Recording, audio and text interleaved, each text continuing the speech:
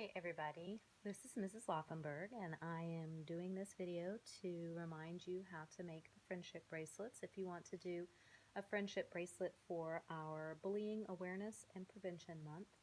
The color for that project is orange, and you don't have to use my yarn or even my bracelet pattern. You can do whatever you'd like to make an orange friendship bracelet. And we're hoping to encourage everyone to wear orange on October the 24th, which is Unity Day, which is a day we're supposed to try to encourage people to unify against bullying. So we thought in Beta Club that these bracelets might be a kind of cute little way to help people wear orange on the right day. So when you pick up yarn from me, you'll get a set of 5 loops that look like this. And so the first thing when you're ready to start making your bracelet, you're going to tape down the end that has the loop. And that's going to keep it nice and steady so it doesn't slip and cause a problem. So tape that down. Make sure you are using tape that is not going to pull the varnish up off of your furniture, because that won't make your parents happy. And also a quick word about parents. Your parents are going to want to help you do things and be successful in life. But if you are doing this for your community service hours, then you really should be making your own bracelets. Please don't ask your parents or a friend of yours to make your bracelets for you and then take the community service hours for that. That is not what Beta Club is about. Again, you will get 1 hour of community service for every 5 bracelets you bring to me, and you will get you can get the maximum number of community service hours you can get for this project is 2. And so you could make as many bracelets as you would like, but once you reach 2 hours of community service, you're tapped out. Okay, when you get your yarn and you've got it taped down, you're going to notice that you will have 2 strings that are shorter and 2 strings that are longer. So you want to arrange it so that your shorter strings are in the middle, okay? So you can't see the end of these strings because of the way I have the camera set up, but these are my short strings right here in the middle, and these that I've spread out to the side pretty far, these are my long strings. If you are using the kind that has the white yarn in it, then the white yarn will be the short strings, and then the orange yarn will be the long strings that you'll spread out on either side. So the way to get started with this is to start with the string that's on the left, the long string that's on the left, and kind of make it into a 4. So this is the stick of the 4, and this is the 4 part of the 4. Maybe you think it looks like a triangular Q or a backwards triangular P. Anyway, so what you've done is you've just held it down to make the 4, and you lay it down on top of the 2 short strings. Your next thing to do is to lift up these 2 middle strings, get the end of your long string, and tuck it under. In this way, you're actually wrapping your long string around your short strings. Okay? So once you've tucked it under, your job is just to pull it up. Now you want to get it a little bit, you want to get it snug. You don't necessarily need it to be tight, but you want it to be snug so that it's a nice thin bracelet. You don't want it to be real chunky, because if it's really chunky, it makes it hard to put together at the end when you're ready to turn it into a bracelet. So that's our first knot. And then you're going to do it again. You're going to do 2 knots on each side. Again, I'm going to do that again because I kind of did that fast. You're going to make your 4. You're ignoring this string. That's why we set it way over here. You're going to make your 4. This sets down on top of your 2 short strings. And then you're going to tuck it under so that it's wrapping around the short strings. Now make sure you keep your short strings nice and flat and kind of tighten them up a little bit. If you let the short strings get twisted, then the bracelet will get twisted. It doesn't matter to me. I'm not going to reject any orange bracelets that you bring for Beta Club, but if you are like me and you like things to be nice and neat, you're just going to want to make sure you keep your short strings kind of straightened out. Now remember to pull it up snug, but not necessarily tight. Alright, so you're going to do That's 2 that you did with the left, and now it's time to do it with the right. We're going to do the exact same process. We're going to take our right string and we're going to turn it into, it looks like a P now.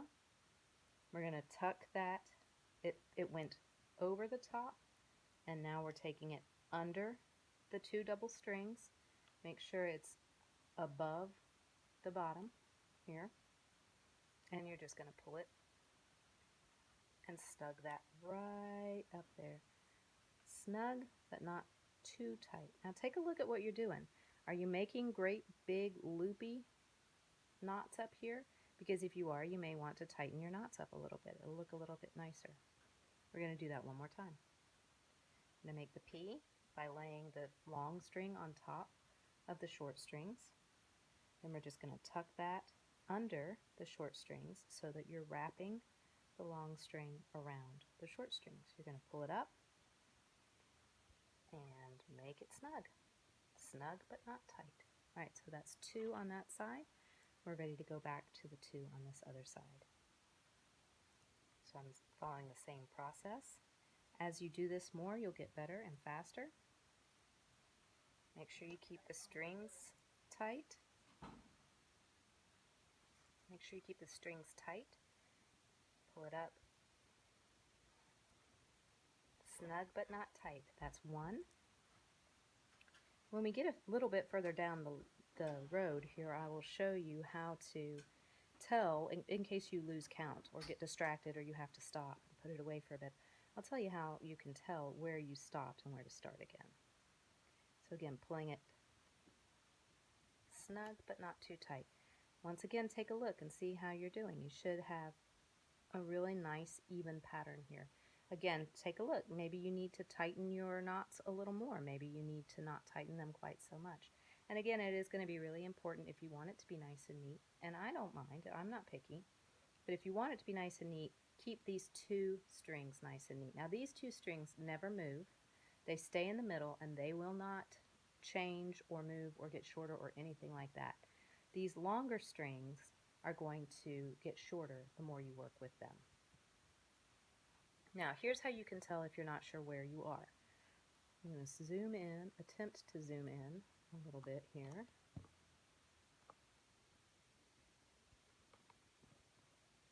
Pardon my ancient digital skills. Do you see how the left string is a little bit lower than the right string? So the right string is higher. That means the left string was the last string that we just did. So now we're ready to do the right string again. Another thing that you can do, if you can't remember whether you've tied 1 knot or 2, you can actually count the loops. I have tied 2 knots, 1 loop, 2 loops. So I know that I'm done with the left string and I'm ready to work on the right string. All right. So now I'm going to just keep on going, picking up the right string, laying it over, tucking it under, pulling it up, keeping my middle strings nice and tight, pulling it up snug but not too tight. I'm going to do my second knot on this side.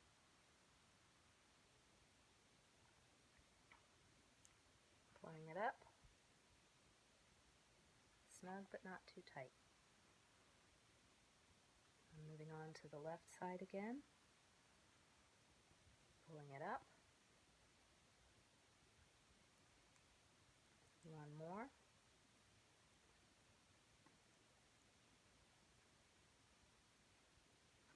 now again I can look at this and I can tell that the right string is higher up than the left string.